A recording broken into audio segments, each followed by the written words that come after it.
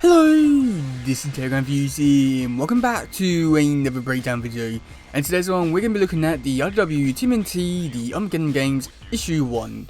So yes, the Armageddon games are officially starting and it's happening right now in this issue. And from what I've heard, this little mini-series is going to be 8 issues long. And it's actually quite interesting in terms of what we've been able to get revealed so far, in terms of like artwork and story and who's involved, and just also how many pages are going to be in this comic. So first I'd like to start with the page count for this comic, which I know it probably might be a little bit surprising, considering just how many issues we're going to be getting. So in this little mini-series we're going to begin 8 issues for the Armageddon games, which is going to be going alongside with the tmnt ongoing series, which is also going to be dealing with the event as well, which could hopefully really make the whole storyline like much bigger than probably than what we're expecting, which could be a much bigger thing and greater thing instead of just getting like a really really rushed like 8-10 issue storyline. So I feel like that's quite good. Now the page count for this issue, and I've got a feeling it will probably be for the rest of the other 7 issues, it's going to be 48 pages long. So basically it's going to be like 2 comics in one, which I do like that, just because like we're really getting like a really big story, and that'll tell a whole lot more within this instead of just going monthly or in turn like only like half the story which I want to tell. So yeah, I'm absolutely loving this so far and it's already off to a great start. Now the artist for this one, I don't know his name fully and I don't think about to pronounce it, but I don't think he's been on any other tmnt comics before, so this is probably going to be some new stuff for me and also probably some new stuff for a lot of other people, hopefully. But yeah, just looking at his art from the cover and like a few of the inner pages and stuff like that, and little teasers that he's giving out and stuff like that, his art style just looks really interesting and really nice. Okay, so I should probably go in with the actual description for this issue. So the description goes as follows. The Armageddon game has begun. Under the leadership of a Shredder, the tmnt begin a dangerous quest to seek our allies against the Rat King's trio of terror. Leverkrang, Bassett Stockman, and Mother Knoll. His mission that will see the tale spread out across New York City and across multiple dimensions, but they better hurry because the enemies are already on the march and things are not looking good for a mutant town while most of our heroes are away. Different measures, false flags, attacks, mystery new villains, and unexpected alliance. It all starts here in the premiere issue of the biggest tmnt event of all of the year. Okay, so yeah, that does give quite a lot away. Well, not really too much, but it really just sets up just how big of an event this really is going to be. And I do like how big it's going to be in terms of like it's like I don't know, like I'm getting all these little stories that are going along with it to really make this whole big thing even bigger than like what we're expecting. Now the biggest problem to this description is the fact that they don't really give much away, and it's basically been the same description but they've been using for like the past few issues, which which issues have been talking about the Armageddon games. So there's not really too much here, but like, the only thing is that like they just slightly worded it differently, and like most of them, like especially like the opening moves, they said, oh yeah, I've got all these bad guys coming, and then Shredder's gonna be working with the Turtles. They're going to cross different dimensions, find new characters and stuff like that. So I am sort of intrigued by this because normally when I give like this all like short description and when like it's mostly repetitive, it means that there's something really big is going to come and happen in which we're not really expecting, and they really want to keep it all under wraps. And like to that I say it's quite a good thing because and the thing is like we really don't know what's going to happen, and I absolutely enjoy that.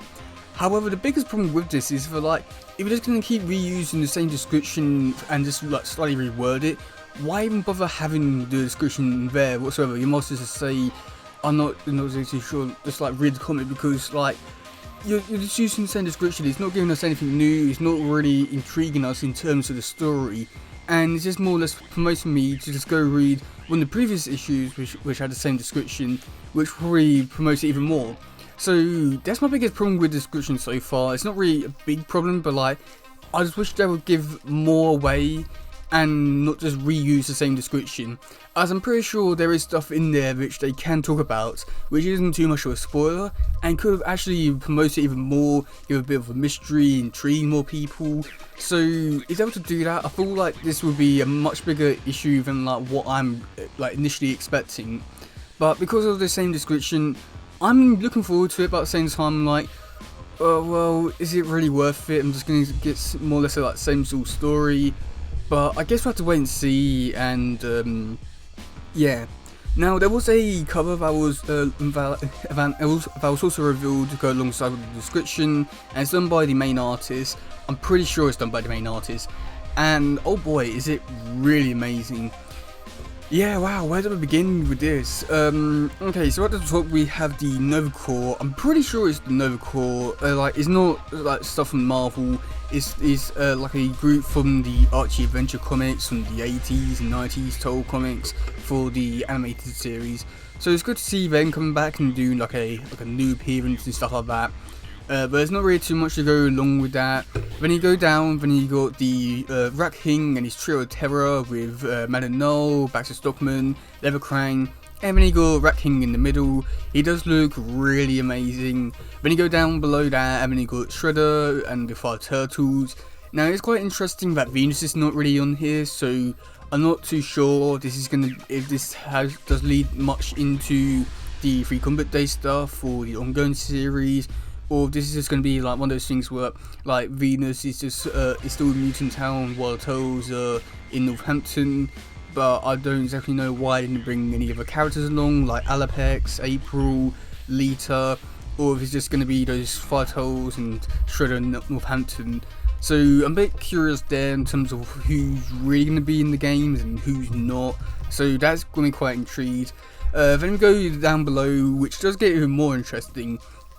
So the first one we've got Old Hob, we've then got Kitsune, which we're working with Shredder, so I wonder if she'll be on the farm or she'll be fine with Shredder during this issue. We've then got Shreebrae from the Archie Adventure comics, which is quite cool to see her come back and make another appearance. However, I didn't really feel anything of her character the first time I read anything of her, so her appearance in this doesn't really mean too much to me. And then lastly we got Cuddly the Cowlick, which I'm presuming is probably going to be like the main reason why and how the Turtles out across dimensions get more help. And I wouldn't be surprised if we do travel to some of the other Turtle universes, which could potentially be the reason why we do get to see these new darker Turtles. We could potentially go into other universes, just like with the Armageddon issue 1, they did a cover which was then later taken down, and it had something to do with the 2012 Turtles, but with like the current use of like, loads of the 80s Turtles characters, I wouldn't be surprised if we do get to visit that universe. So I've got a feeling those two universes will probably be the main ones we should probably do visit to. I wouldn't be surprised if we do go to the Mirage universe.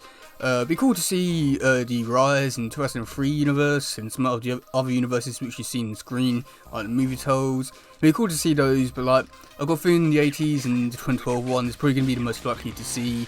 But yeah, there's so much potential in terms of like, the multiverse and stuff like that.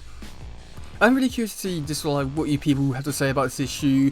Are you looking forward to it? Are you not? What do you think of the description? Are you getting a bit bored of the same description reused over and over again? Are you looking forward to it? Do you like the artwork? Do you like the cover?